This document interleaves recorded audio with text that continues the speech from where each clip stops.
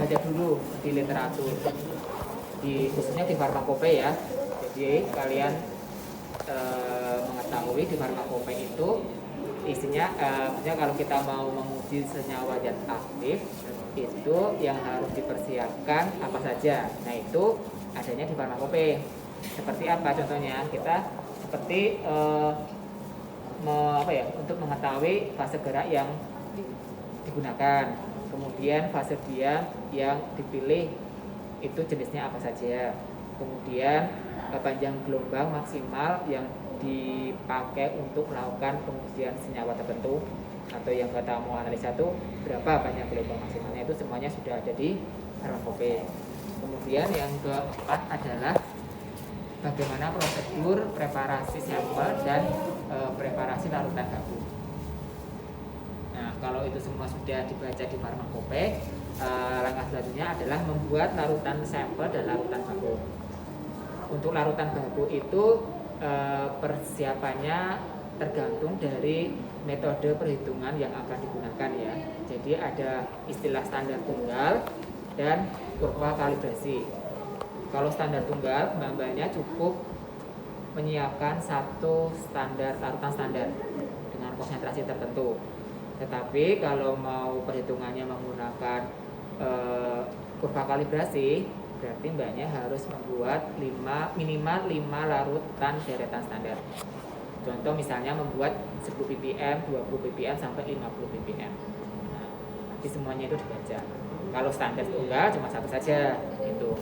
Nah, nanti setelah persiapan larutan sampel dan larutan standar sudah siap atau dari preparasi, selanjutnya dimasukkan ke dalam vial seperti ini.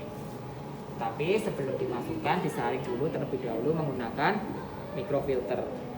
Sampelnya diambil dengan spet, kemudian dipasang microfilternya, kemudian disaring dan ditampung di vial. Semua larutan treatmentnya sama gitu, entah itu larutan sampel dan larutan bakunya. Berapa banyak yang diambil mas? Biasanya sih 1,5 sampai 2 mili. Tapi walaupun nanti yang diinjeksikan dalam jumlah kecil ya, tapi biasanya sih 1,5 sampai 2 mili supaya jarumnya bisa tercelup gitu. Takutnya nanti nggak tercelup ya nggak ada sampel yang diambil gitu. Kalau misalnya larutan sampel dan larutan bakunya sudah siap, selanjutnya adalah preparasi penggunaan HPLC. Yang pertama yaitu yang harus disiapkan adalah larutan fase geraknya. Tadi kan sudah tahu ya informasi terkait dengan fase gerak yang akan digunakan berdasarkan farmakopenya. Nah itu ditampung di wadah botol ini. Jadi ini ada 3 botol A, B, dan C. Ada keterangan ya A, B, dan C. Terserah, kalau misalnya di literatur menggunakan 3 macam larutan, berarti ya masing-masing diisi. Misalnya aquades, metanol, sama asetonitril. Berarti misalnya di sini aquades, metanol, dan asetonitril. Bebas sih sebenarnya mau metanol di sini juga boleh. Cuma asalkan banyak mengingat gitu loh. Maksudnya yang A isinya apa, yang B isinya apa. Nah, tapi sebelum sampel itu sebelum fase geraknya itu dimasukkan ke dalam botol, harus disonifikasi terlebih dahulu selama kurang lebih 30 menit. Kemudian disaring dengan menggunakan corong Buchner. Nah, kemudian dimasukkan ke dalam botol ini. Selanjutnya pemasangan kolom. Jadi kolom itu bentuknya seperti ini. Ya. Kayak semacam silinder situ, silinder panjang. Nah, di dalam kolom itu terdapat fase diam yang menempel di dinding kolom. Nah, sudah terpasang sesuai kebutuhan. Kalau misalnya sudah terpasang sesuai dengan kebutuhan kolom yang dibutuhkan, kan kolom itu kan jenisnya bermacam-macam ya. Ada tipe C18, C8 dan sebagainya. Nah, itu sifatnya berbeda-beda. Sifat kepolarannya masing-masing kolom itu berbeda-beda. Kalau sudah sesuai dengan kebutuhan, selanjutnya siap untuk dilakukan proses analisa. Nah, untuk prosedurnya atau sistematis kerjanya untuk HPLC, jadi fase gerak ini nanti akan dipompa dengan pompa. Ini pompanya ya. pompanya. Kemudian dia akan mengalir melalui selang ini masuk ke dalam sini. Kemudian akan keluar melalui selang-selang kawat ini. Selang-selang kawat seperti ini ya nanti. Oh, itu salah. Iya. Itu iya alirannya nanti masuknya lewat sini gitu. Pipa, kita nyebutnya pipa ya. Nah, nanti setelah fase geraknya mengalir dengan kecepatan tertentu, dia akan membawa larutan sampel yang telah diinjeksikan. Nanti penginjeknya itu pakai auto sampler ya, jadi dia ada robotnya itu, dia ambil sendiri kemudian menginjeksikan sendiri. Nah, nanti setelah itu si sampel itu akan dibawa oleh fase gerak menuju kolom di sini untuk mengalir dari kiri ke kanan.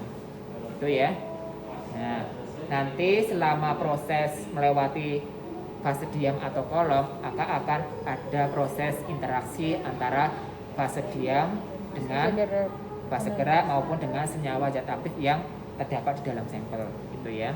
Nah, prinsipnya adalah ada proses like dissolve like ya. Jadi akan ada interaksi berdasarkan sifat kepolarannya. Jadi nanti yang fase diam yang bersifat polar akan berinteraksi dengan senyawa yang bersifat polar juga. Yang non polar akan berinteraksi dengan yang non polar. Jadi pertanyaannya, apabila kolom ini bersifat polar, terus kemudian sampelnya bersifat polar, maka yang keluar duluan yang apa? Yang non polar. Yang apa? Yang non polar. Jadi karena non polar tidak berinteraksi dengan fase diam, jadi dia akan keluar ya, mengalir terlebih dahulu. Nah, yang sifatnya sama atau sifatnya polar akan istilahnya Lebih lama. terdiam atau akan tertinggal di dalam kolom, tapi nanti dia juga akan keluar gitu, tapi lebih lama dibandingkan yang non polar gitu. Nanti kemudian keluar, kemudian masuk ke dalam detektor. Nanti akan dideteksi oleh detektor dengan panjang gelombang tertentu sesuai dengan referensi senyawa zat aktif yang mau dianalisa. Nah, itu prosesnya. Terus nanti dia akan keluar, masuk ke dalam limbah. Paham ya? Nah, dalam istilah HPLC itu ada istilah fase normal dan fase terbalik. Fase normal itu ketika kita menggunakan kolom bersifat polar. Kalau fase terbalik, sifat kolomnya bersifat non polar. Itu saja. Ya.